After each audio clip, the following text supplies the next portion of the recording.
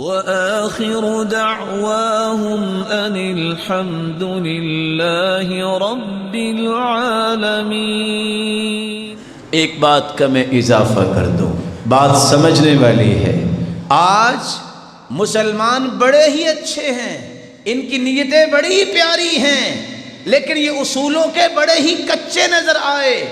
بدعتی انسان جس نے واضح کتاب و سنت کی مخالفت کی ہے، سلف کا یہ رویہ تھا، خصوصاً احمد بن حنبل، محمد بن سیرین۔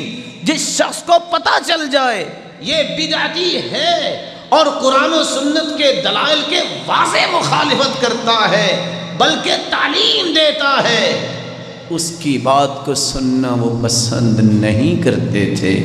امام احمد بن حنبل کے پاس آیا اور اس نے آ کے قمیض پکڑ لی، آپ نے قمیض کا پلو چھڑایا اور کہا ولا کلمہ ولا کلمہ ولا کلمہ، میں تم سے ایک بات بھی نہیں کرنا چاہتا۔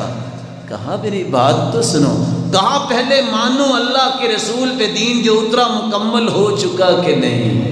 اگر تم کہتے ہو کہ نہیں مکمل ہوا تو چلے جاؤ، اگر مکمل ہے میں تم سے بات کروں گا۔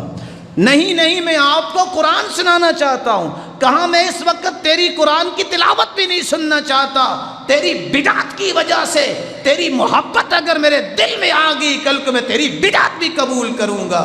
آج یہ وہ غلطی ہے جو بڑے بڑے دانش مند کرتے ہیں، عقل مند کرتے ہیں، اور اللہ کے رسول نے فرمایا من احدث فیہا حدثا او آوى محدثا، جو بدعت کا مرتکب ہے یا بدعتی کو جگہ دیتا ہے فعلیہ لعنت اللہ والملائکہ والناس اجمعین، اس پہ اللہ کی بھی لعنت ہے، فرشتوں کی بھی لعنت ہے اور پوری کائنات کی لعنت ہے۔